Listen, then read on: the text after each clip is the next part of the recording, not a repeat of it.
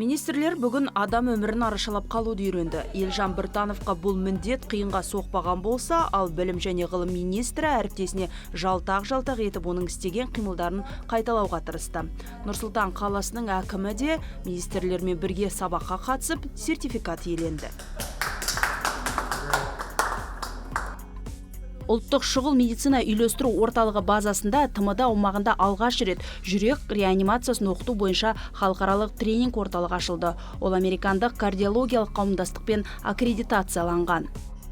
Соңғы 2 жылда осы American Heart Association деген Американ жүрек ассоциациясымен жұмыс жасадық. Оның себебі бұл ассоциация ең белгілі халықаралық BLS деген Basic Life Support деген стандарт шығарған болатын. Сонымен біздің негізгі мақсатымыз бүкіл еліміздегі тек қана медициналық мекеме қызметкерлер емес, полиция қызметкерлері, әскери қызметкерлерді, мұғалімдер, жалпы әр салада жиі кездесетін мамандар осы бірінші көмек беруге мүмкіндік болу керек. Бірақ бірінші көмек бергеннен кейін бұл өте жоғары деңгейде болу керек халықаралық стандарт бойынша.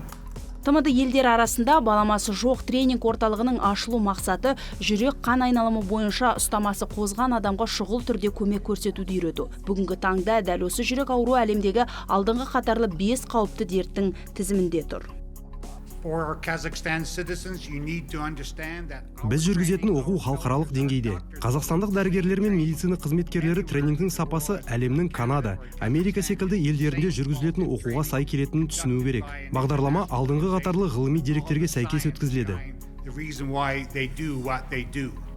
Жиын барысында Қазақстан Республикасы денсаулық сақтау министрі Елжан Біртанов пен Америка кардиологиялық қауымдастығының Еуропа және Африка өңірлік директоры Глен Ван Ленхаутен өзара ынтымақтастық туралы меморандумға қол қойды. Енді орталықта шұғыл медицина, төтенше жағдай және құқық қорғау органдары қызметкерлері базалық және кеңейтілген реанимация көрсету бойынша тәлім алады.